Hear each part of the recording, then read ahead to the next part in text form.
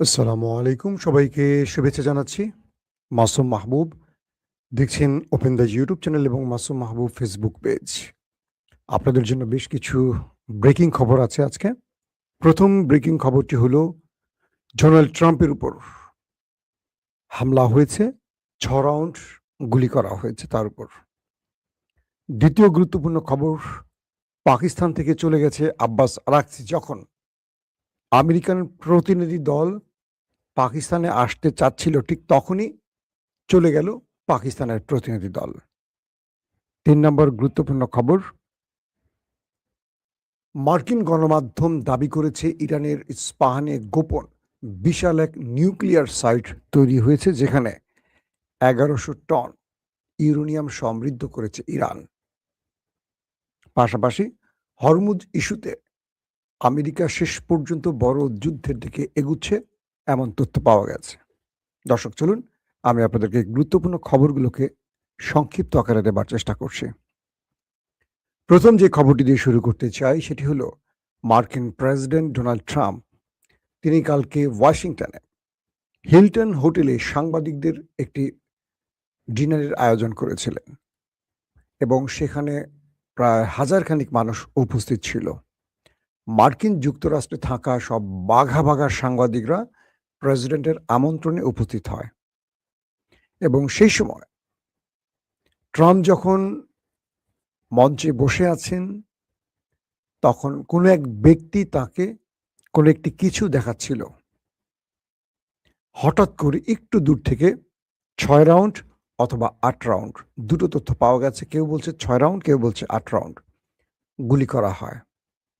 এই সময় এক পুলিশ গুলিতে আহত হয় এবং সেই আততায়ীকে আটক করা হয়। দুটো প্রশ্ন আসে যে মার্কিন প্রেসিডেন্ট যেখানে উপস্থিত থাকেন, এই যে ব্যাপক নিরাপত্তা বলয়, মেটাল ডিটেক্টর থেকে শুরু করে সব রকম নিরাপত্তা ব্যবস্থার মাঝে কি করে একজন অস্ত্রসহ প্রবেশ করলো? নাম্বার ২, এর আগেও মার্কিন প্রেসিডেন্টের উপর নির্বাচন প্রচারণার সময় ২ দফা হামলা হয়।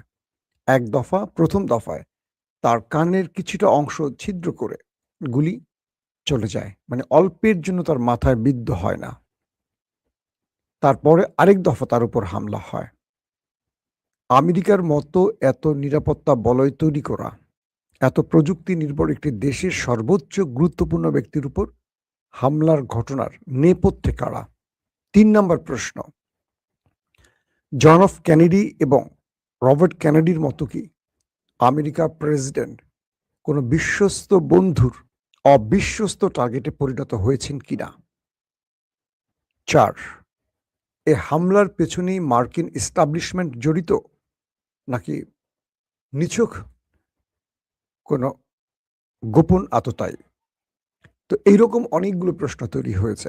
দর্শক, মার্কিন প্রেসিডেন্ট জন এফ কেনেডি তিনি যখন ইসরায়েল বিরোধী মনোভাব পোষণ করেছিলেন বা ইসরায়েল যখন নিউক্লিয়ার তৈরি করছিল, তখন তিনি বাধা হয়ে দাঁড়িয়েছিলেন। ইসরায়েলকে কোনোভাবে নিউক্লিয়ার অস্ত্র তৈরি করতে দিচ্ছিলেন না।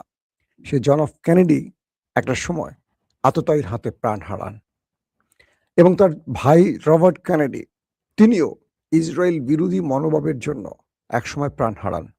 কিন্তু আজ পর্যন্ত মার্কিন যুক্তরাষ্ট্র, এত বড় শক্তিশালী দেশ, কখনো সেই প্রমাণটা খুঁজে দোষীর নামটি উচ্চারণ করেনি। কেবল ব্যক্তির মধ্যে ছেড়ে দিয়েছেন। এটার পেছনে কারো হাত আছে কিনা সেটা প্রমাণ করেনি। বলা হচ্ছে এরপর থেকে মার্কিন প্রেসিডেন্টরা ওই ছোট্ট রাষ্ট্রটির পুতুল হয়ে গেছে, পুতুল। ডোনাল্ড ট্রাম্প চাইছেন যে কোনোভাবে এই যুদ্ধ থেকে বেরিয়ে আসতে।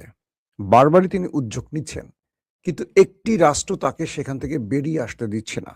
বারবার তার উপর চাপ প্রয়োগ করছেন এবং তার ফলে আমরা কি দেখলাম? গত রাতে ডিনারের আয়োজনে হাজার হাজার মানুষের মাঝে পৃথিবীর সকল বড় বড় বাঘা সাংবাদিকদের উপস্থিতিতে কেউ এসে গুলি করবে মার্কিন প্রেসিডেন্টকে টার্গেট করে। এই ঘটনা ট্রাম্পকে হত্যা নাকি ট্রাম্পকে বিশেষ কোনো বার্তা দেয়া, এটিও এখন প্রশ্ন তুলছে মার্কিন গণমাধ্যমগুলো। পাশাপাশি এই মুহূর্তে ট্রাম্পের উপর ব্যাপক চাপ সৃষ্টি হচ্ছে, এটাও বলা একদম মানে সহজ ভাষায় বলা যায়। পাশাপাশি ট্রাম্প ইরানের সাথে যুদ্ধ করতে গিয়ে মার্কিন প্রশাসন, এস্টাবলিশমেন্ট, সেনাবাহিনী, জনগণের কাছে অপ্রিয় হয়ে ওঠেন। গতকালকের জরিপেও দেখা গেছে ট্রাম্পের অবস্থা আরো খারাপের দিকে। রিপাবলিকান শিবিরে 20% সরে যাচ্ছে ট্রাম্পের উপর থেকে। যে যুবকরা ট্রাম্পকে ভোট দিয়েছিলেন সেই যুবকদেরও বড় পার্সেন্টেজ ট্রাম্পের উপর নাখোশ, অনাস্থা জানিয়েছে। তার মানে ট্রাম্প এই যুদ্ধটা শুরু করে নিজে যেমন পচে গেছেন, রিপাবলিক দলকেও পচিয়েছেন এবং তার অবস্থা ক্রমান্বয়ে করুণ হওয়ার পথে। তো এই অবস্থায় এই গুলির ঘটনা প্রমাণ করছে ট্রাম্প অভ্যন্তরীণভাবে ব্যাপক চাপে আছেন এবং তার শত্রু আরো বাড়িয়েছেন। অনেকগুলো বিষয় এখন আলোচনা আসছে। এটা হয়তো আমরা ধারাবাহিক সামনের আলোচনাগুলোতে আরো স্পষ্ট করব যে আসলে সেখানে কি হয়েছে, কারা, কারণ নেপথ্যে কারা আছেন এটা কখনো জানা যায় না যদি শক্তিশালী কোনো নেটওয়ার্ক থাকে। কারণ আমেরিকার মতো দেশ ইসরায়েল বা ইহুদি লবি বা মোসাদের কাছে আটকা পড়ে গেছে। তো এই পরিস্থিতির মধ্যে আমেরিকার প্রেসিডেন্টের উপর এই গুলির ঘটনা, এটা পুরো আমেরিকাকে অবাক করে দিয়েছে। দর্শক, ২ নম্বর যে ঘটনা সেটি হলো যে পাকিস্তান উপস্থিত মানে পাকিস্তানে গিয়েছিলেন ইরানের পররাষ্ট্রমন্ত্রী আব্বাস আরাকচি। তিনি সেখানে পাকিস্তানের পররাষ্ট্রমন্ত্রী এবং ফিল্ড মার্শাল আসিফ মনিরের সাথে কয়েক দফা আলোচনা করেছেন, বৈঠক হয়েছে।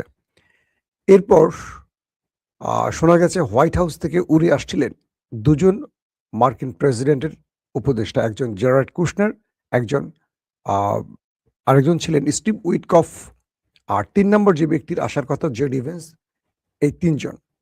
কিন্তু হঠাৎ করে জানা গেল যে ইরানের যিনি পররাষ্ট্রমন্ত্রী তিনি পাকিস্তান সফর শেষ করে ওমান চলে যাচ্ছেন এবং এখনকার খবর হলো তিনি ওমান চলে গেছেন। তো পাকিস্তানের এই প্রতিনিধি দল এসে একটা ফাঁকি খেয়েছে, অর্থাৎ আমেরিকার প্রতিনিধি দলকে পাত্তাই দেয়নি ইরানের পররাষ্ট্রমন্ত্রী। তিনি ওমান চলে গেছেন এবং কয়েকটি সূত্র বলছে তিনি ইরানের বিমান ব্যবহার না করে তিনি পাকিস্তানের বিমান ব্যবহার করে ওমানে গেছেন। এই বিষয়টি কনফার্ম তথ্য আসেনি, তবে পাকিস্তানের কয়েকজন সাংবাদিক এই বিষয়টি জানিয়েছে যে তিনি ইরানের বিমানকে রেখে পাকিস্তানের বিমানে করে ওমানের মাস্কাটে সফর করেছেন। বলা হচ্ছে যে এই আব্বাস আরাকচি ওমান সফর শেষ করে আবারও তিনি পাকিস্তানে আসবেন। এখন প্রশ্ন উঠতে পারে আবারও তিনি পাকিস্তানে আসবেন, এর অর্থ এমন হতে পারে এই সময়টিতে হয়তোবা আমেরিকান প্রতিনিধি দল আবারও পাকিস্তানে আসতে পারে এবং পাকিস্তানে এসে তিনি সেখান থেকে আবার রাশিয়া সফর করবেন, রাশিয়া থেকে তিনি ইরানে ফিরে যাবেন। তো তার এই সফরটিকে নিয়ে নানান রকম রহস্যের জাল তৈরি হয়েছে, কারণ তিনি পাকিস্তানে আসলেন, সেখান থেকে ওমান চলে গেলেন, আবার আমেরিকা প্রতিনিধি দল যখন আসছে তখন তাদের সাথে দেখা না করে চলে গেলেন। এরকম নানান বিষয়গুলো এখন উঠে আসছে গণমাধ্যমগুলোতে, তারা বিভিন্ন রকম তথ্য উপস্থাপন করছে এই বিষয়ে। তো শেষ পর্যন্ত এটি প্রমাণ হয়েছে যে আমেরিকার সাথে কোনোভাবেই বসতে চাচ্ছে না ইরান। তাই ইরান আমেরিকাকে বলে দিয়েছে, একেবারে ফিল্ড মার্শাল আসিফ মনিরের হাতে লিখিত একটি কি বলবো যে পুরো ফাইল তুলে দিয়েছে ইরান। সে ফাইলের মধ্যে কয়েকটি উল্লেখযোগ্য তথ্য যেটুকু গণমাধ্যমে সূত্র পেয়েছি সেখানে বলা ছিল যে ইরান নিউক্লিয়ার ইস্যুতে আমেরিকার সাথে কোনো প্রকার আলোচনা করবে না। ইরান হরমুজ প্রণালী ইস্যুতে আলোচনা করতে পারে, যুদ্ধ বন্ধের বিষয়ে আলোচনা করতে পারে এবং ইরানের উপর যেই কি বলে নিষেধাজ্ঞাগুলো দিয়েছে গত 40-50 বছর ধরে, সেই নিষেধাজ্ঞার বিষয়ে আলোচনা করতে পারে, আদার্স বিষয়গুলো আলোচনা করবে। কোনোভাবে ইরান আমেরিকার সাথে নিউক্লিয়ার ইস্যুতে আলোচনা করবে না। তো এই বিষয়টির পর আমরা দেখেছি যে মধ্যপ্রাচ্যে ব্যাপক হারে মার্কিন উপস্থিতি বাড়ছে। কিছু ড্রোন ফুটেজে দেখা গেছে যে আরবের বিভিন্ন দেশে কয়েক শত যুদ্ধ বিমান প্রবেশ করেছে, বিভিন্ন অস্ত্র প্রবেশ করছে, ইকুইপমেন্ট প্রবেশ করছে, রিফুয়েলিং ট্যাঙ্কার প্রবেশ করছে। ইসরায়েলেও ব্যাপক হারে রিফুয়েলিং ট্যাঙ্কার প্রবেশ করেছে, অস্ত্র প্রতিরক্ষা ব্যবস্থা, অর্থাৎ আমেরিকা থেকে এখন টনে টনে অস্ত্র, প্রতিরক্ষা ব্যবস্থা, রাডার সিস্টেম, যুদ্ধ বিমান, ড্রোন এগুলো ঢুকতেছে। বিগত 50 বছরে আমেরিকা কোনো দেশে হামলার জন্য এত ব্যাপক উপস্থিতি বা সামরিক অস্ত্র প্রস্তুত করেনি। যেটা সাম্প্রতিক সময় দেখা যাচ্ছে। তার মানে এটুকু বলা যায় যে আমেরিকা ইরানের বিরুদ্ধে একটা বড় যুদ্ধের প্রস্তুতি নিচ্ছে। অন্যদিকে কালকে যখন আব্বাস আরাকচি পাকিস্তানে উপস্থিত ছিলেন, তখন আমেরিকান একজন সাংবাদিক ক্যাথরিন, তিনি সেখানে উপস্থিত ছিলেন। এই নারী সাংবাদিক ডোনাল্ড ট্রাম্পকে নক করেছেন যে, "এখানে তো আব্বাস আরাকচি চলে গেছেন। আমি কি আর এখানে থাকবো? নাকি আমি আমেরিকাতে ব্যাক করব?" ডোনাল্ড ট্রাম্প তাকে আ মানে মেসেজ করে পাঠিয়েছেন যে, "তোমার জায়গায় আমি থাকলে আমি থেকে যেতাম। কারণ পৃথিবীর অনেক বড় খবর এখন পাকিস্তান থেকে পাওয়া যাবে।" ক্যাথরিন পাকিস্তানে অবস্থান করেন, তিনি আর চলে আসেন না। এরপর যখন আব্বাস আরাকচি পাকিস্তান ত্যাগ করে চলে যায় ওমানের উদ্দেশ্যে, তখন ডোনাল্ড ট্রাম্প তাকে আবারও পোস্ট করেন, "কাম হোম", বাড়িতে ফিরে আসো। তার মানে এই সাংবাদিককে পাকিস্তানে রেখে আবার ডোনাল্ড ট্রাম্প নিজেই কাম হোম লিখে তার গন্তব্যে ফিরিয়ে আনার পেছনে আরেকটি কারণ হতে পারে যে শীঘ্রই আমেরিকা ইরানে বড় আক্রমণ করতে যাচ্ছে। দর্শক, আসেন এবার সবচেয়ে বড় গুরুত্বপূর্ণ খবরটি আপনাদের দিতে চাই। নিউ ইয়র্ক টাইমস আমেরিকার একটি গুরুত্বপূর্ণ গণমাধ্যম। তাদের একটি খবরে আজকে প্রকাশ হয়েছে যে ইরানের ইস্পাহান যে মানে পাহাড়ি অঞ্চল, এর আশপাশে কোনো একটি গোপন জায়গায় ইরানের বিশাল এক পারমাণবিক সাইট তৈরি হয়েছে, যেটা কেউ জানে না। ইস্পাহানে কিন্তু একটি আছে। কিন্তু ইস্পাহানেরই যে পাহাড়ি অঞ্চল, তার আশপাশে ১১ টন ইউরেনিয়াম, একটি জায়গায় বলছে ১১ টন, একটি ১১০০, কোনটা যে রাইট সেটা হয়তো পরবর্তী নিউজে আমরা দিতে পারবো। ১১ টনটাই আমরা যদি আপাতত ধরি, ১১ টন ইউরেনিয়াম ইরান সমৃদ্ধ করেছে।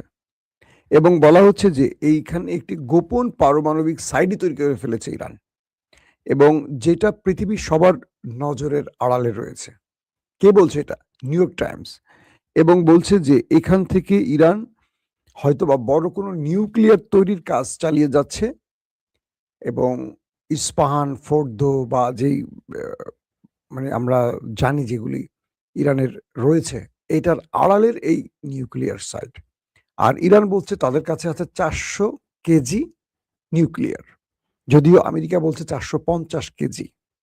এবং আমেরিকা বা IAEA যেটা পারমাণবিক বিষয়গুলো তদন্ত করে, সেই সংস্থাটি বলছে যে ইরানের কাছে ৬০% সমৃদ্ধকরণ ইউরেনিয়াম রয়েছে, যেটা ৯০% হলে একটা নিউক্লিয়ার বোমা তৈরি করা সম্ভব।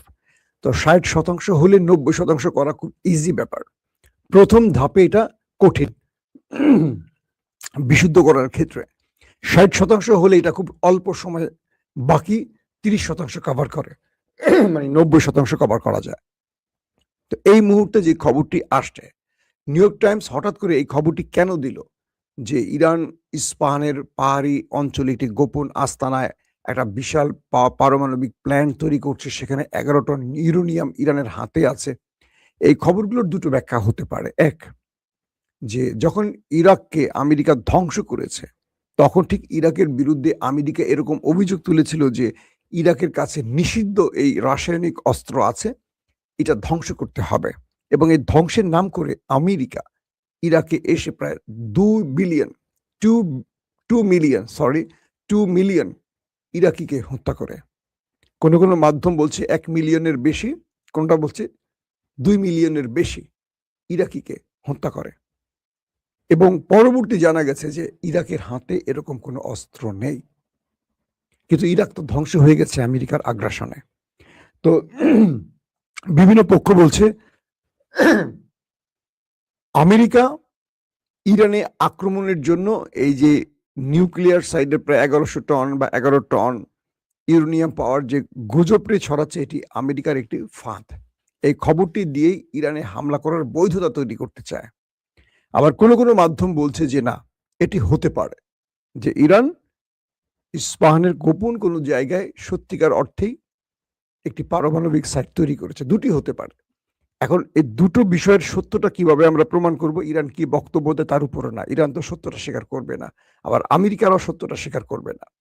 যদি অল্প কিছু দিনের মধ্যে বা সময়ের মধ্যে আমেরিকা ইরানে আক্রমণ করে বসে, ওই অঞ্চলে আমেরিকা কোনো আক্রমণ করে, নাকি এটা ফলস ফ্ল্যাগ অপারেশন করে, নাকি জাস্ট অভিযোগ তুলে ইরানকে ধ্বংসের পায় তারা, সেটা আমরা কনফার্ম হতে পারবো।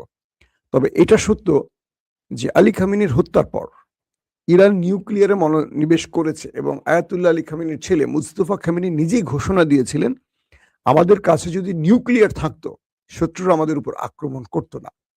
এখন আমাদের নিউক্লিয়ার তৈরিতে মনোযোগ দিতে হবে। তার মানে প্রায় ২ মাসের কাছাকাছি যুদ্ধ হয়ে গেছে, আরো বেশি সময় হয়ে গেছে যুদ্ধের। তো এই সময়টিতে ইরান চাইলে যদি ৬০% ইউরেনিয়াম তাদের হাতে থাকে, তারা ১০-১৫ দিনে এটা ৯০% আনতে পারে। তো ইরান কি আদৌ নিউক্লিয়ার তৈরি করছে নাকি করে ফেলছে, এটা নিয়ে অনেক পক্ষ বিপক্ষের মত আছে। পাশাপাশি ইরানের ভূগর্ভস্থ কয়েকটা ভূমিকম্প সেই দিকে ইঙ্গিত করছিল। এখন দুটো বিষয় আসবে, যদি ইরানে আমেরিকা দুঃসাহস করে আক্রমণ করে তাহলে বুঝতে হবে আমেরিকার কাছে সঠিক তথ্য নেই। আর যদি আমেরিকা হুমকি ধমকি দিয়ে থেমে যায়, অ্যাটাক না করে, বুঝতে হবে ইরানের কাছে সত্যিকার অর্থে নিউক্লিয়ার আছে, এটা আমেরিকাও জানে। কারণ কোনো নিউক্লিয়ার সমৃদ্ধ দেশকে, যাদের হাতে পারমাণবিক অস্ত্র আছে, তাকে কেউ আঘাত করার সাহস করে না। এটাই বাস্তব। তো এখন আমরা দেখতে চাই আমেরিকা কখন ইরানে হামলে পড়ে, কারণ আমেরিকার সকল প্রস্তুতি এখন ইরানকে ঘিরে। প্রচুর, যেটা শুরুতেই বললাম, মধ্যপ্রাচ্যে একদম যুদ্ধ বিমান-টিমান দিয়ে ভরে ফেলছে আমেরিকা। প্রতিদিনই নতুন, নতুন করে সংস্করণ আসছে হামলার প্রস্তুতি নিয়ে। তো এই পরিস্থিতিতে আব্বাস আরাগচি এবং পাকিস্তানের মার্কিন ডেলিগেটদের মধ্যে যে আলোচনা হবার কথা রয়েছে, সেখান থেকে কোনো শান্তি আসবে নাকি পৃথিবী বা মধ্যপ্রাচ্য আরেকটা যুদ্ধের দিকে চলে যাবে, সেটা হয়তো আমরা কিছুদিনের মধ্যে টের পাবো। দর্শক, বিদায় নিচ্ছি আজকের মতো। প্রত্যেকে ভালো থাকবেন। আল্লাহ হাফেজ।